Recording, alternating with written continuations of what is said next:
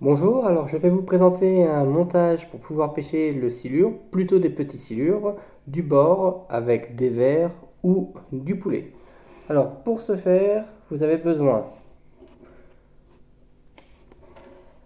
d'un petit cône que l'on trouve chez les carpistes, ainsi que ce type d'ustensile que l'on trouve aussi chez les carpistes afin de pouvoir mettre un plomb de manière assez efficace. À ça, on a besoin absolument d'aiguilles à bouillette,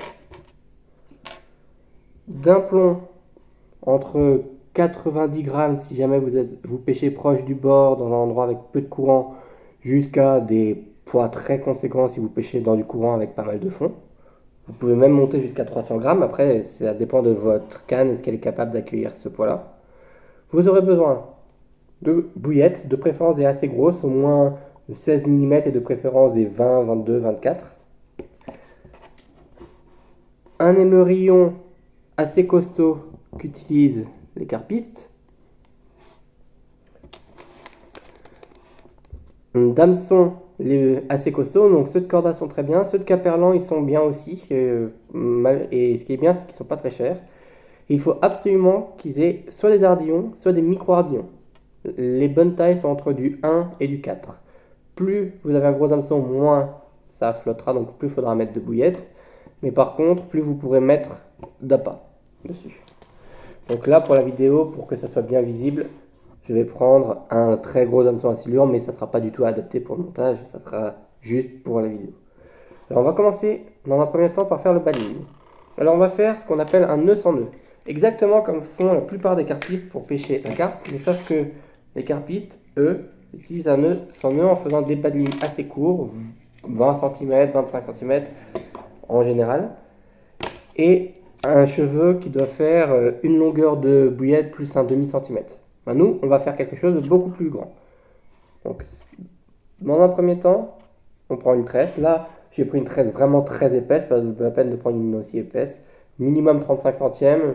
35 centièmes, 50 centièmes, c'est pas mal. J'ai pris une plus grosse pour que ça se voit mieux sur la vidéo. Donc, je passe dans l'œillet de l'intérieur vers l'extérieur.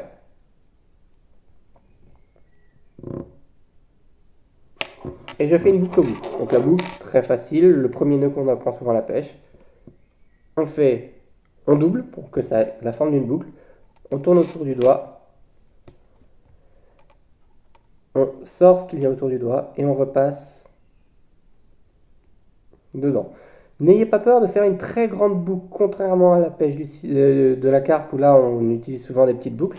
N'ayez pas peur de faire une très grande boucle. Je l'ai même fait trop petite, enfin je l'ai fait la bonne taille pour un montage normal, mais vu que j'ai fait avec un montage à silure, ça sera trop petit.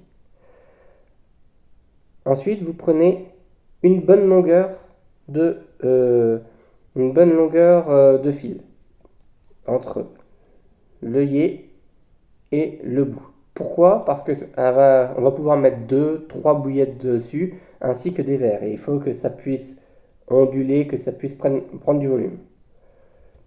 Ensuite, vous allez tourner autour de votre hampe. Généralement, quand on pêche la carpe, on s'arrête jusqu'à ce que son nez la pointe.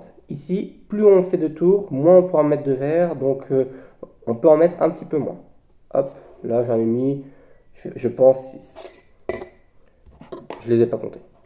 Ensuite, là, vous prenez la longueur que vous voulez de tresse. Ah, quand je vous dis la longueur que vous voulez, quel est l'intérêt de choisir dès maintenant cette longueur? Parce que ça sera la hauteur à laquelle vous pêcherez votre montage. Si vous mettez 30 cm, votre montage va pêcher à 30 cm au-dessus du fond. Si vous mettez 1 mètre, le montage va pêcher à 1 mètre au-dessus du fond. Moi, ce que j'aime bien faire, c'est que je prends à peu près un tiers de la hauteur d'eau. Entre un quart et un tiers. C'est-à-dire que si jamais j'ai 2 mètres d'eau, ce n'est pas beaucoup, je mets un montage qui fait entre 50 cm et 65 cm à peu près. Donc là, on va dire qu'on n'a vraiment pas d'eau. Je vais éviter de gaspiller ma tresse. On va dire qu'on a 70 cm d'eau. C'est rarement des bons postes, mais ça arrive. 70 cm d'eau. Et je prends un montage assez court. Et là, ensuite, votre tresse, vous la passez dans votre œillet de du haut vers le bas quand on a la pointe de l'hameçon en bas. Pour que l'on ait le fil qui ressort dans le même sens que la pointe. Comme ça, si le poisson prend, ça va bien s'orienter, paf, ça va se piquer.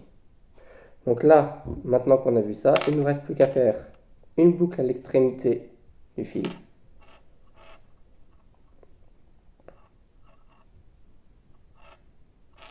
Voilà. Et de relier plus tard à l'émerillon. Ce montage-là, je l'utiliserai plus, c'était juste pour vous montrer. Maintenant, on va prendre notre fil, notre corde de ligne. Donc le corde de ligne, je vous conseille de prendre de la tresse si vous n'avez pas une zone avec des choses coupantes. Si vous avez des choses coupantes, je vous conseille de prendre de la tresse, mais de mettre 2 à 5 mètres de monofilament style nylon en 70 centièmes minimum. Donc moi, j'utilise là une tresse en 40 centièmes, je n'ai rien qui coupe par chez moi, ça me suffit. Sinon, vous faites un nœud de raccord, ça se trouve tout à fait sur internet. Vous commencez. Donc là, je fais un bonus. Ce n'est pas obligatoire, mais j'aime bien le faire. Je rajoute une olive au début.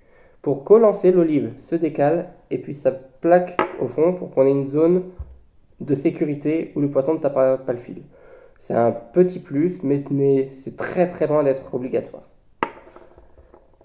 Une fois que j'ai passé mon olive, je récupère la tétine que je passe de l'endroit le plus fin vers l'endroit le plus large. Cette tétine a comme objectif de pouvoir bloquer, in fine, le montage comme ceci et qu'on ait le plomb là-dedans. Donc maintenant que j'ai posé ma tétine, je prends ce petit ustensile et je rentre dedans. Et là, ça va pouvoir s'emboîter. Mais là, j'ai rien qui bloque. Et en plus de ça, je risque d'avoir des emmêlages parce que j'ai rien qui retient. Donc pour éviter ce problème, j'utilise un émerillon. Prenez les émerillons les plus costauds qu'on trouve chez les carpistes. On n'est pas obligé de prendre des émerillons pour silure parce que c'est pas une technique qui a pour but de prendre des grosses silures. Ça peut arriver, mais ça reste rare. Si vous prenez un silure d'un mètre 50, c'est déjà un beau avec cette méthode. Donc alors, là, vous faites un nœud de raccord. Est-ce que je vais me casser la tête? Non. Je vous ai appris à faire une boucle. Vous faites une boucle. C'est pas le nœud le plus solide, mais c'est un nœud tout à fait suffisant pour ce type de pêche.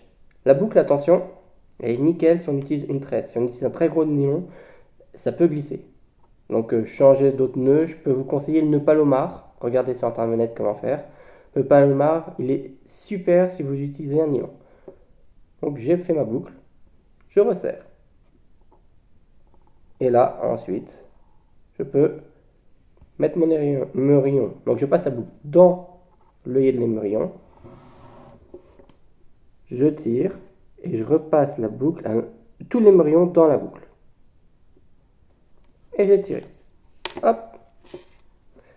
Maintenant, si je vois, quand je tire, ça va glisser. Et hop là.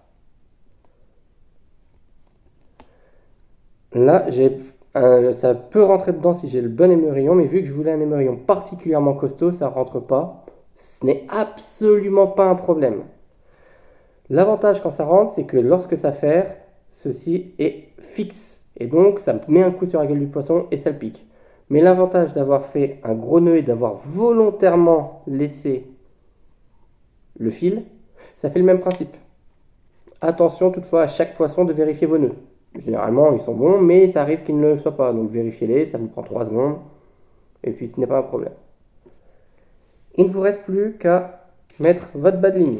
Alors là, j'en ai un tout à fait efficace pour le silure. Voilà à quoi c'est censé ressembler. Avec une ou deux pop-up. Pop-up, ce sont des bouillettes qui flottent. Un hameçon. Et je vais maintenant passer dans l'émerillon.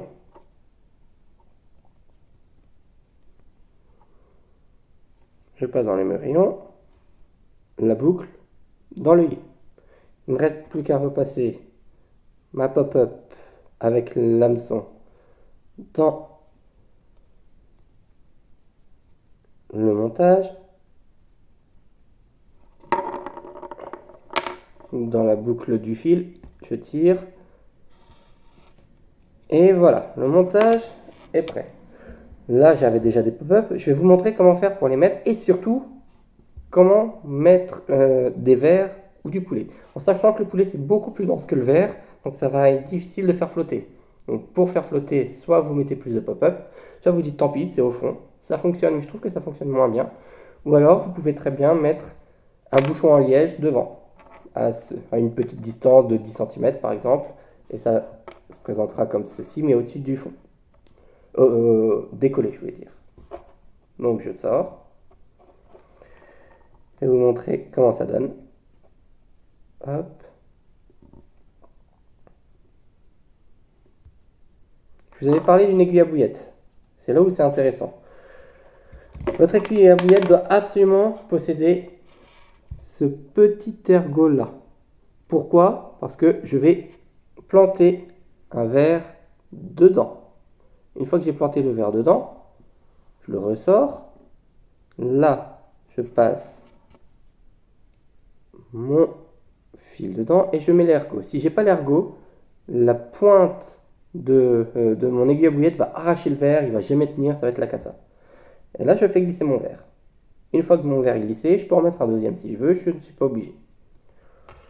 Et là maintenant, je peux mettre ma bouillette. Je passe dedans.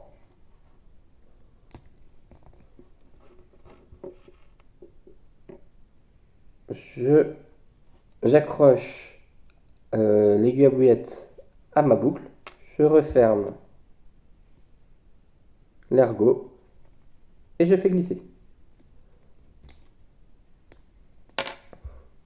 Vous mettez le nombre de bouillettes nécessaire pour que ça flotte. Je précise bien pour que ça flotte. Parce que si ça ne flotte pas, ça sert à rien d'avoir fait ce type de montage flottant. Autant prendre juste des verres et puis ça suffira. Et là ensuite, vous mettez soit un stop flotte, soit un petit bâton que vous comprimez bien, hop, pour pas qu'il s'en aille. Et là, vous avez votre verre qui va onduler et vous pouvez rajouter aussi des verres ici. Les verres canadiens sont très bien, mais vous pouvez aussi enchaîner avec plein de verres à tête noire, voire même des autres verres style verre de fumée. Attention, les verres de fumée sont très petits, donc ils sont très fragiles. C'est plus difficile à mettre, mais vous pouvez mettre plein de petits verres au lieu de mettre un gros. Ce n'est pas un problème. Donc votre montage ressemble à ça, mais vous vous dites, mais comment il va tenir à l'eau? J'ai juste une olive, ça ne va pas suffire. Et bien là, il suffit de tirer. Je peux mettre mon plomb dedans, d'où le fait d'avoir un plomb qui possède un œillet. Et je reglisse dedans. Si je glisse jusqu'au bout et que ça se bloque, le poisson aura du mal à le retirer, mais c'est possible quand même. Si jamais je veux protéger le poisson, je fais glisser ma tétine que 2, 3, 4 crans. Hop, ça suffit, on n'est pas obligé d'aller jusqu'au bout. Et voilà, il ne vous reste plus qu'à lancer au niveau de votre spot de pêche. Donc quels sont les bons spots? Ça peut être au niveau des cassures, au niveau des arrivées d'eau, au niveau des branches, au niveau d'un herbier, dans une fosse. La fosse, c'est un endroit où souvent les sillons se retrouvent, mais ne sont pas en grande activité. Donc c'est à voir selon la période. En hiver c'est top, mais souvent c'est moins intéressant. Je vous mettrai un petit montage, une petite photo pour que vous voyez bien à quoi ça ressemble dans l'eau avec les verres. Puis je vous remercie. Au revoir.